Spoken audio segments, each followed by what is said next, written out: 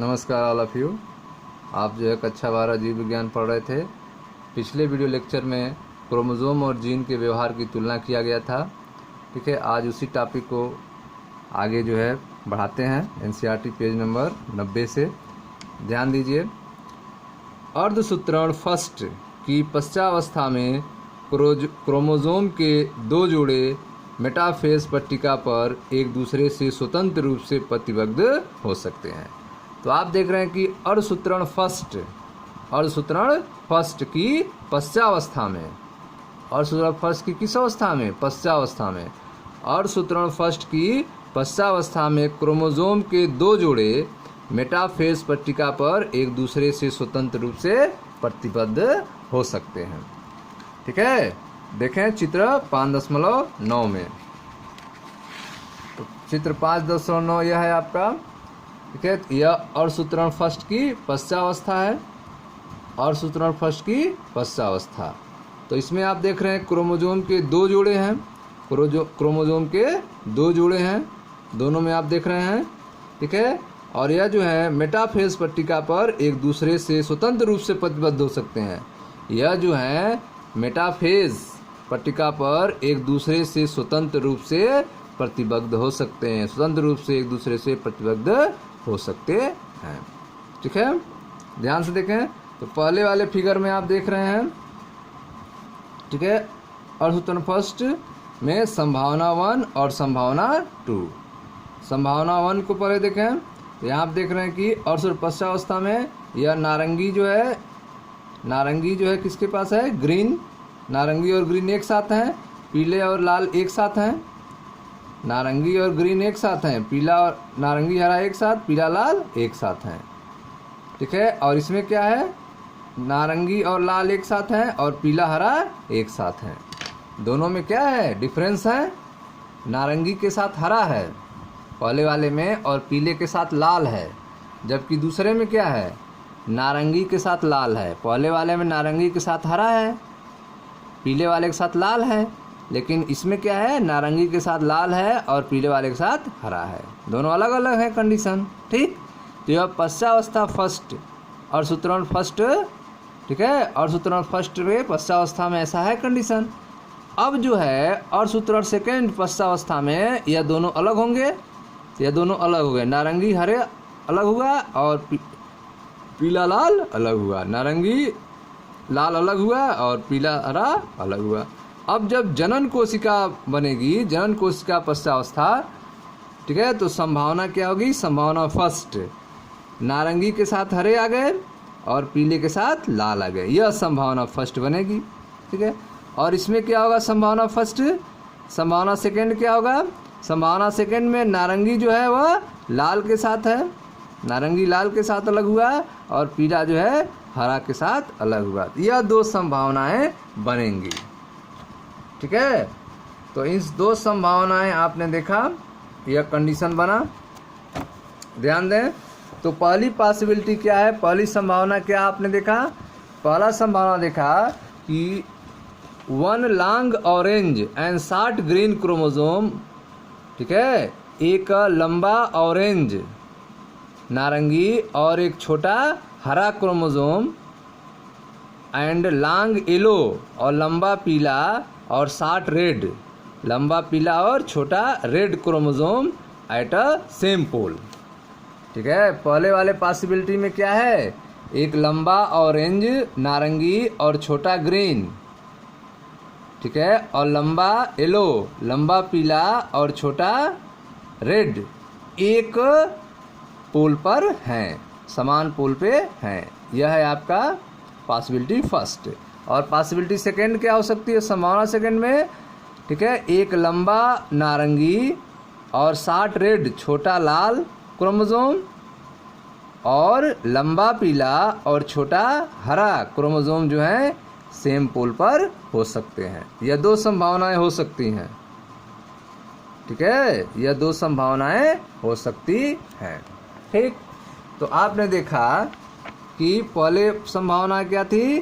ठीक है, नारंगी, एक लंबा नारंगी क्रोमोसोम, ठीक है, छोटे हरे क्रोमोसोम के साथ, एक लंबा पीला क्रोमोसोम लाल क्रोमोसोम के साथ एक पोल पर हो सकते हैं।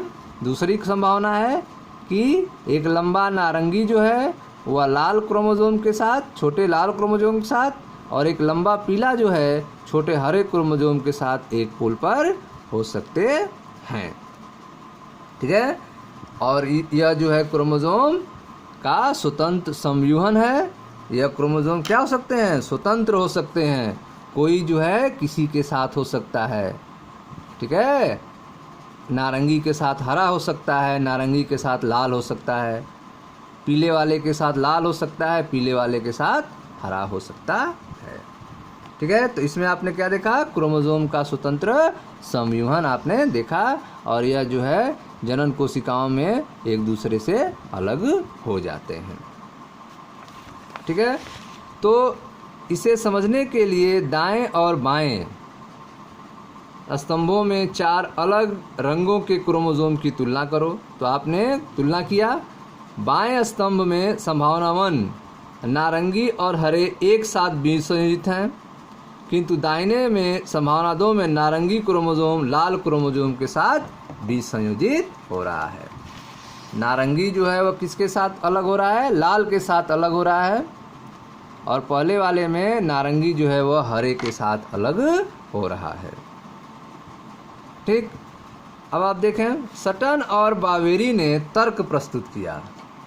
सटन और बावेरी ने तर्क प्रस्तुत किया कि क्रोमोसोम युग्म का जोड़ा बन जाना, क्रोमोसोम युग्म का जोड़ा बन जाना या अलग होना अपने में ले जाए जा रहे कारकों के बीच संयोजन के कारण बनेगा। तो आप देख रहे हैं कि सटन और बावेरी ने क्या कहा? उन्होंने तर्क प्रस्तुत किया कि क्रोमोसोम युग्म का जोड़ा बन जाना या अलग होना, क्रोमोसोम युग्म का क्या बन जाना? जोड़ा बन जाना या एक दूसरे से अलग होना अपने में ले जाए जा रहे कारकों के बीच संयोजन का कारण बनेगा। अपने में ले जाए जा रहे कारकों के बीच संयोजन का कारण बनेगा। उसी के कारण जो है कारक क्या हो जाएंगे? अलग हो जाएंगे। ठीक है, तो सटन और बावेरी ने तर्क प्रस्तुत किया कि क्रोमोसोम युग्म का जोड़ा बन जाना या अलग होना अपने में ले जाए जा रहे कारकों के बीच संयोजन का कारण बनेगा।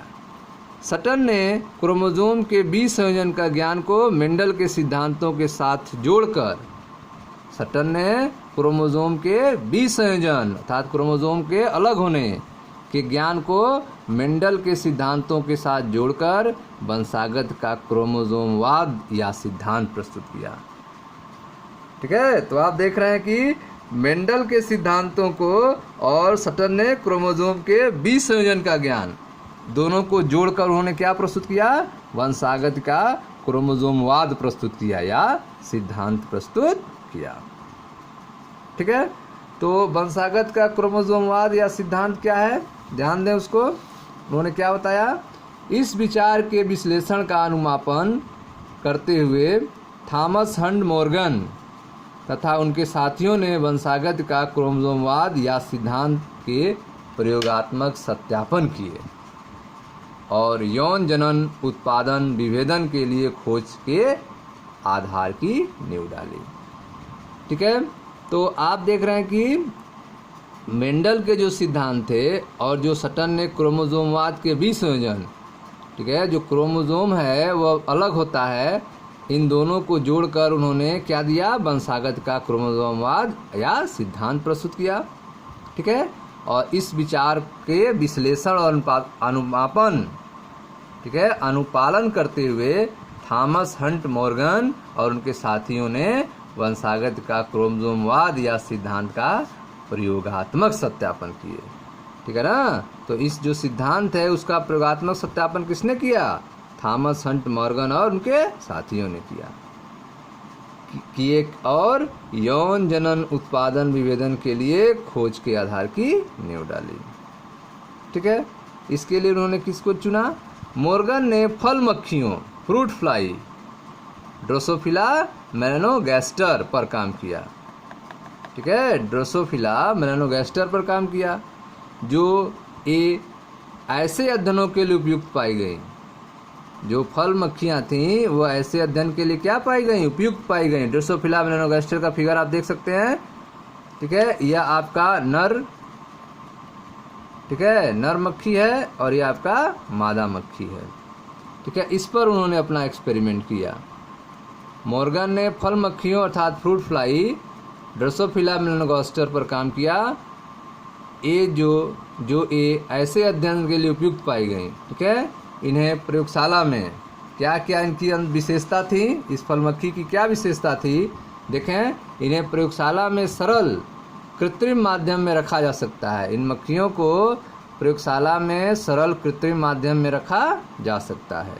ये अपना पूरा जीवन चक्र 2 सप्ताह में पूरा कर सकती हैं, ठीक है। दूसरी विशेषता है कि ये अपना पूरा जीवन चक्र जो है 2 हफ्ते में पूरा कर सकती हैं और इनमें एकल मैथुन से विशाल संख्या में संतति मक्खियों का उत्पादन संभव था। एकल मैथुन से विशाल संख्या में संतत मक्खियों का उत्पादन संभव था। साथ ही लिंगों का विभेदन अस्पष्ट था, ठीक है। इनमें लिंगों का विभेदन भी क्या था, अस्पष्ट था। नर और मादा को आसानी से पहचाना जा सकता था, ठीक है। साथ ही इनमें आनुवांशिक विविधताओं के अनेक प्रकार थे। आनुवांशिक विविधताओं के अनेक प्रकार थे जो कम क्षमता वाले माइक्रोस्कोप से देखे जा सकते थे, ठीक है। तो इनमें आनुवांशिक विविधता के अनेक प्रकार थे जो कम क्षमता वाले माइक्रोस्कोप से देखे जा सकते थे।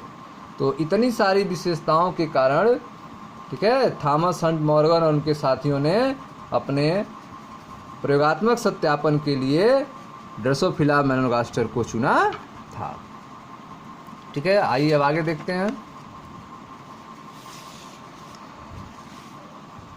तो जो अब मक्खी चुना गया था उसके आधार पर उन्होंने पहला जो विचार प्रस्तुत किया, सहलग्नता और पुनर्योजन। सहलग्नता और पुनर्योजन के बारे में उन्होंने बताया, ठीक है। तो आइए अगले वीडियो में देखते हैं इन्होंने क्या बताया था।